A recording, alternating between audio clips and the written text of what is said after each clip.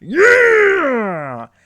Cavs win game 7, 114-102. Oh my god. This was a roller coaster of emotions for me. I started off that first half, or the ended that first half, so distraught and frustrated with this Cavs team, and just ready to get on here and just call out everybody and call for everybody's heads, basically. And man, did they shut me up. Man, did they shut me up in that second half. But let me just get this out of the way here before I forget. I almost said Toronto Maple Leafs. Toronto Raptors fans, you should not be disappointed with this series at all. You should be elated that you even got this far. And that's not a troll.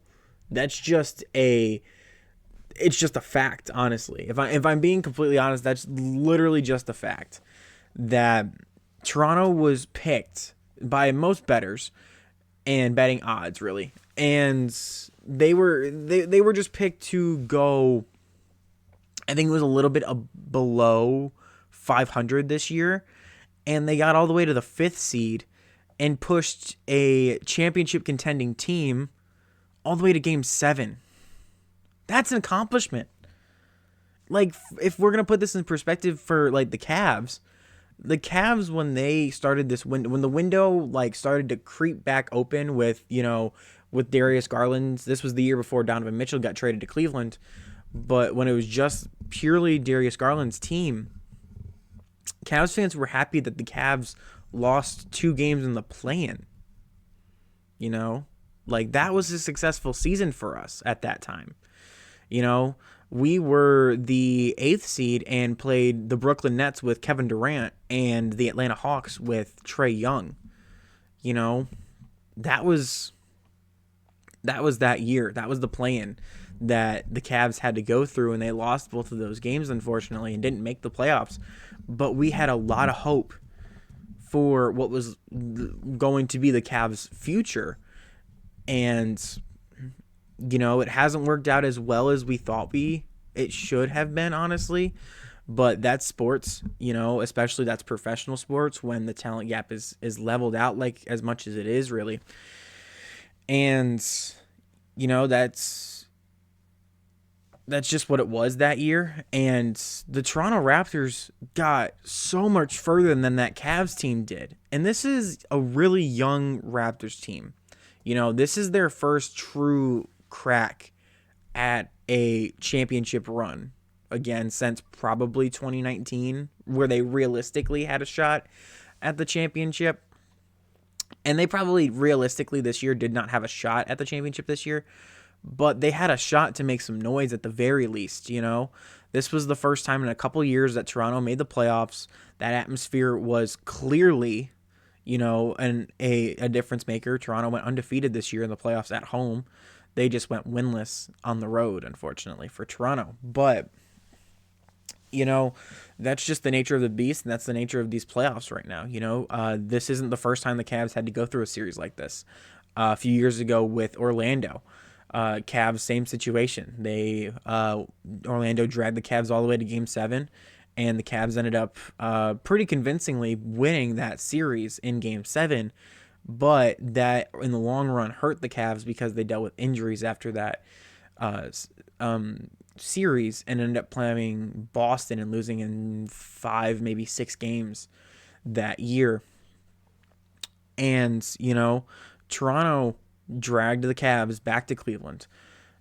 Not only after the Cavs had a 2-0 lead, Toronto was in a do-or-die situation in Games 3 and Games 4, where if the Cavs really only won 1, then it was basically a death sentence for the Toronto Raptors. And obviously, teams come back from 3-1 leads. We had the 1 seed do it this year with the Detroit Pistons coming back down 3-1 against the Orlando Magic, and we had the 2 seed go down and blow a 3-1 lead against the 7th seed in Boston, the 2 seed, and Philadelphia, the 7th seed this year. So 3-1 leads get blown. I don't want to say all the time, but it's not uncommon. This isn't a big shocker for 3-1 leads to go away. But as this series was kind of going after those first 2 games, you kind of felt like that wasn't going to be the Cavs and Raptors series. If it got down to a 3-1 lead for Cleveland, it wasn't going to be another statistic almost. It was going to be like, Cavs get it done at least one of those games at home that they had left. And that's not what happened, and Toronto dragged that series back to Cleveland with a 2-2 tie. Cleveland ended up taking the 3-2 lead that game, and, Toronto ends up dragging Cleveland yet again back to their home floor and playing Game 7, where all the pressure was on the Cavs. There was no pressure on the Toronto Raptors at all, and you felt that, especially in that first half. Honestly, especially in that first quarter, you felt the Raptors playing super free and loose basketball, and you felt the Cavs being real tense and real tight and real feeling the pressure. It felt like the pressure was almost getting to them, especially in that first quarter. The Raptors were making a lot of threes that they really weren't making all series, especially, in Game 4 and, in the first 2 games. Toronto wasn't shooting as well as they did, and especially in that first half. And that scared me. And Jared Allen was missing he blew like 2 dunks, I think, in the first half, and he redeemed himself very much so in that second half. But he blew a dunk, I think Schroeder, that was in the first half, where he did a really good spin move, got free, and then missed a layup. And then Toronto went back down and scored. And that is Toronto's, that's their strategy. They get you going, they press you, they are really sticky on defense. They force turnovers, they create free transition points, and they did that a lot to the Cavs, especially when they were in Toronto. And even when they were in Cleveland, they did that a lot to Cleveland, but it wasn't as insurmountable as the leads that they built up in Toronto. For obvious reasons, the Cavs won the ones that were in Cleveland, Toronto won the ones in Toronto. But this game could have easily gone Toronto's way. If that third quarter doesn't happen, Toronto probably ends up winning this game by multiple possessions. The fact is, though, that third quarter did happen, and Toronto's season is over, and Cleveland's going on to play Detroit. And, if we're going to look ahead at that next series that's going to get started in a couple of days here, Cleveland cannot overlook Detroit like they did Toronto. Yes, did Toronto play closer to their ceiling than their realistic floor? Of course, but that's the playoffs. Every team is playing for their life, That's going to happen. And regardless of how you think you match up with teams, you never know what's going to happen until you step on the floor. And every game is different. Every environment is different. Everybody's health is different from game to game, for better or for worse. And the Raptors dealt with a lot of injuries in this series. Quickly did not play at all in this series, and I honestly thought that he was going to play the longer the series went on. It was almost like, he's going to come back in either Game 3 or Game 4, and then he was going to come back in, Games 5 through 7, and then he never did. Brandon Ingram was out in Game 6 and Game 7, went down with an injury in Game 5, and did not return for the rest of the series. Who else was really dealing with injuries this year or in this series? RJ Barrett, I think, was banged up a little bit. Scotty Barnes was basically was banged up. You could tell, especially in Game 5, that he was banged up, unfortunately for them. But, yeah, it wasn't great for the Toronto Raptors health-wise in this series. And there's no Cavs fan should be, celebrating that, and but either no Cavs fan should be complaining that happened. When when Cleveland was dealing with injuries against Boston, you never heard a Boston fan say, we wanted to play Cleveland at full strength. It was, no, we want to beat Cleveland, regardless of who's playing. And they did that. And, you never heard Indiana complain about the Cavs not being full strength. They said, we want to beat Cleveland, and they did. Now, you Cleveland fans, we should not be saying that we wanted to play Toronto at full strength, and it would have felt better to beat them at full strength. Yeah, sure, but morale wins and stuff like that, mental wins, don't count in these playoffs. What does count is championship rings, and that's what the Cavs want to get right now. So that's the game. Every team's dealing with injuries. It's about how you build your team and how you respond to those type of injuries. And sometimes you just got to get lucky, and the Cavs were lucky that they stayed relatively healthy in this series, and Toronto really didn't, unfortunately. And no one obviously wants to see anybody get injured in sports, regardless of what sport you're talking about. But that's not the reality, and players are going to get hurt, as unfortunate as it is, and that's just part of the game, and you gotta deal with it. So that's my little rant there. But let me get back to the game here. So Toronto comes out and immediately, like I said, plays very loose, plays like all the pressure is off of them, and they jump out to a lead. I think the largest it got was maybe 10, 11 points, somewhere in there, that it got in the first quarter. And then the Cavs brought it back and went on a run on their own. And that last 2.5 minutes of the first quarter, the Cavs went on a run, got it back down to a 2-point deficit, 26-24 at the end of the first.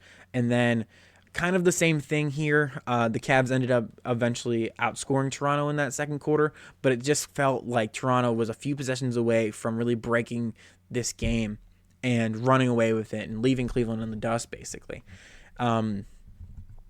It just felt like no one was getting going, and everyone was playing very, very tight on Cleveland's rotation, and it was infuriating to watch. And yes, there was points where the environment definitely helped the Cavs today. I will tell you, if this game was played in Toronto, Cavs probably lose by 20 plus points in this game, easily.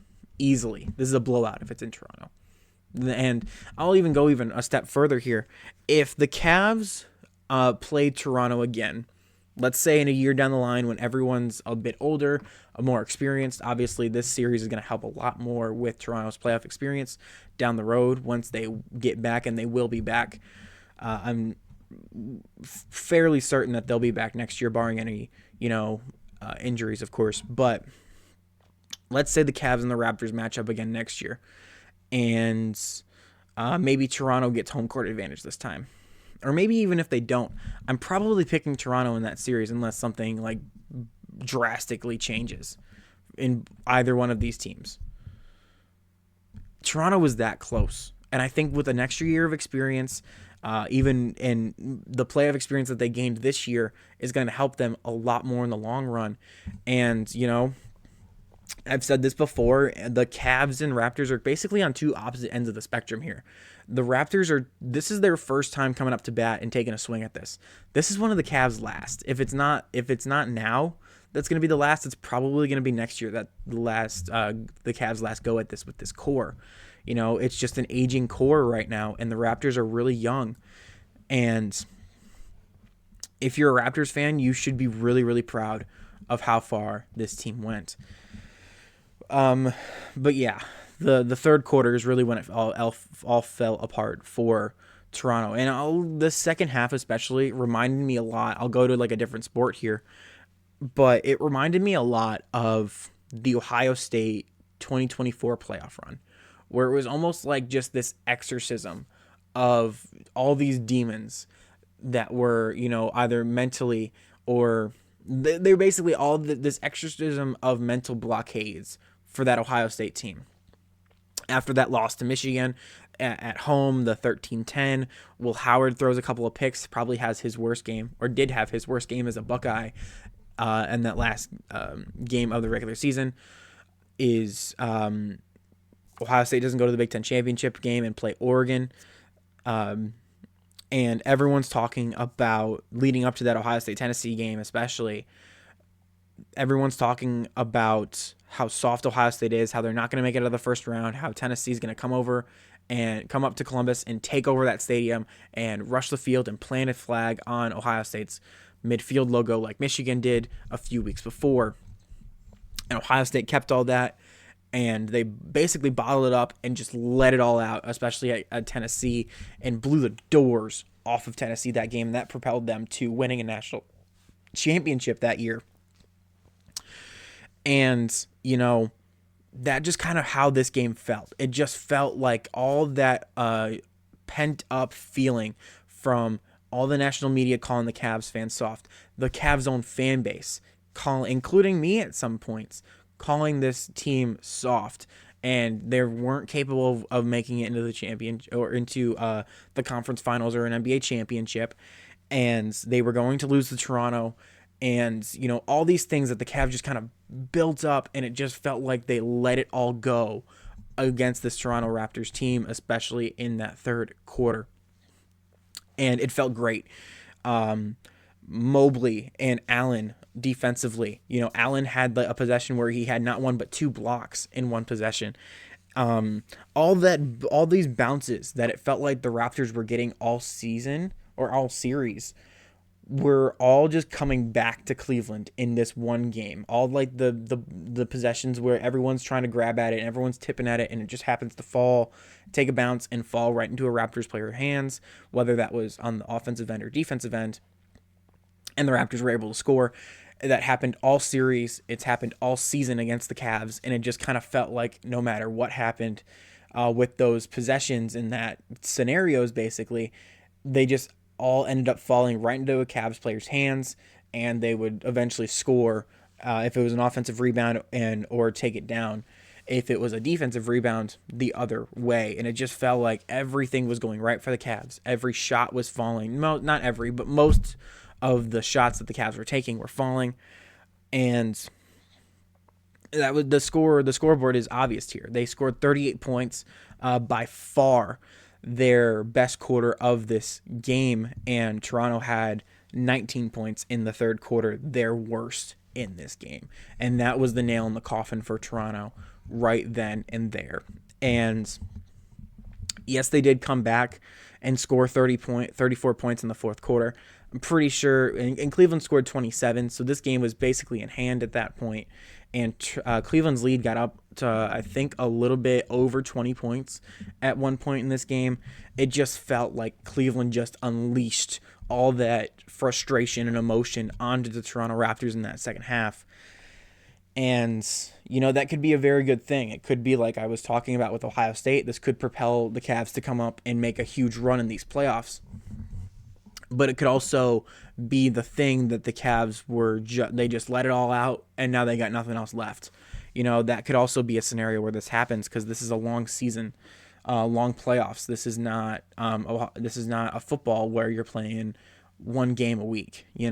This is a playoff series where you gotta stay on your A game against multiple teams in multiple different environments, and maybe even unfamiliar environments. Once you get over to the finals, if you make it that far, the team you're going up against probably is an unfamiliar environment to you. So that's just my concern, if I had a concern for this Cavs team. Let me look forward to the Detroit Cavs series, because this series, matchup-wise, looks really good for the Cavs. I said this in my prediction video. Now you can go back and look at that, and it's been, it hasn't even been the second round yet, and that bracket is already toast.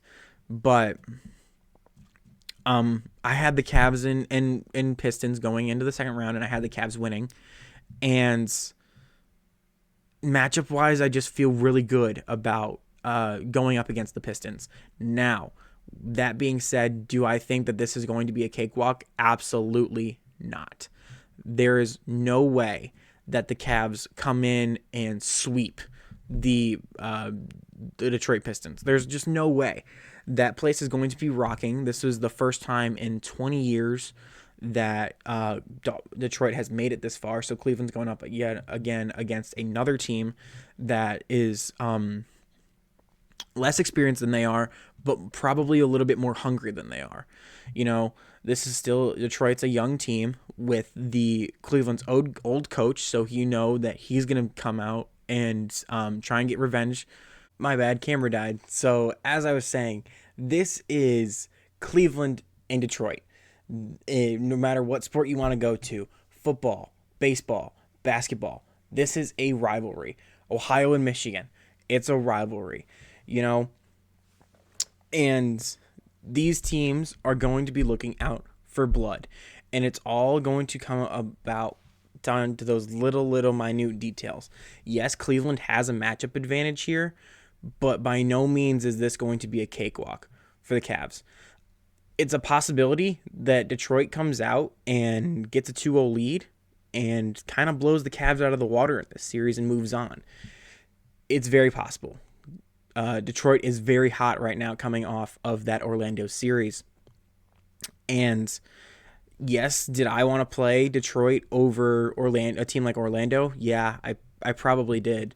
And yeah, it's just going to come down to who really wants it more. And, you know, with Donovan Mitchell having his ghosts and the mental hump of him getting over the second round, and who knows, maybe it's another thing where if the Cavs can get by the second round, maybe they make a run at this. But only time's going to tell with that. You know, the Detroit Pistons are the number 1 seed for a reason.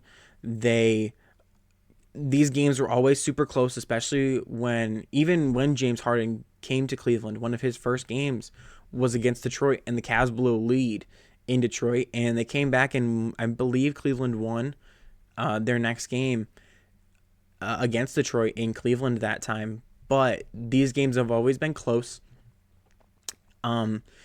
So I don't anticipate these games being a blowout and one team kind of walks away unscathed and dominates the entire series. That is not what I think is going to happen in really any of these games. I think it's going to be a dogfight, a physical matchup, and if the Cavs want to win, they have to be the more physical team, and to their detriment, they weren't until it really mattered against Toronto, especially in Game 7. And, you know, the Cavs have got to be more physical, and they've got to be more comfortable being physical on a consistent basis. So that's going to be something they got to get over. And then, you know, it's either New York or it's Philly. And both of those teams are physical. And yes, both of those teams are probably going to take chunks out of each other before they either get to Cleveland or Detroit. But, you know, these are the playoffs for a reason. Every team is good that's left. Every team is going to be good. And regardless who comes out of the East, they're probably going to be underdogs of whoever comes out of the West. And that's just going to be what it is until an East team can prove them wrong. Prove all the doubters and all the national media wrong. Indiana did it last year, you know, with taking the Thunder all the way to 7 games. Cleveland did it with LeBron against the Golden State Warriors. They won a championship and probably should have won 2 if the Cavs stayed healthy in that. And Kelly Olynyk doesn't rip Kyle Lowry. Good grief. Kevin Love's arm out of his socket. The Cavs probably win that series in 2015. They win in 2016. And then Kevin Durant makes a super team, and no one could stop that except maybe in 2018 with the James Harden Rockets with Chris Paul. But that team dealt with injuries with Chris Paul that year. So that's just going to be my little spiel here. I'm going to wrap this up. My camera is dying, so I'm just going to wrap this up. I look forward to doing game-by-game reactions, kind of like the same thing I did with Detroit. Hopefully we can keep this series going a little bit longer so I have more things to talk about. Really not trying to get back to the dark age of sports already. This is the golden age of sports. You got NHL playoffs that are really exciting. I'm going to probably be doing more breakdowns of those once that gets more into the conference finals and the Stanley Cup finals. Probably won't do game by game reactions to those games, but Obviously, if something happens, I will be reacting to that stuff and, of course, congratulating the team that eventually wins the Stanley Cup this year. And same goes with the NBA championship. I will probably get on here and, congratulate whoever wins. And if it's the Cavs, that's going to be a really, really awesome experience. And if it's not, that's okay too. I got my one in my lifetime. I'm good. I'm just waiting for football season to finally come around, and maybe we can get a Browns run at this. Highly unlikely, but maybe we can. As a Cleveland fan, I can always hope. But that's going to do it for today. I really appreciate you guys watching if you did make it this far. Thank you for bearing with me through all of my technical difficulties today. Editor's note, that was rough. But I really do appreciate you guys. Thank you if any Raptors fans are watching. Thank you guys for sticking with this series. But on your way out, just stick to hockey. Actually, can't even say that anymore because your team still sucks there. That's unfortunate. I'll see you when I see you.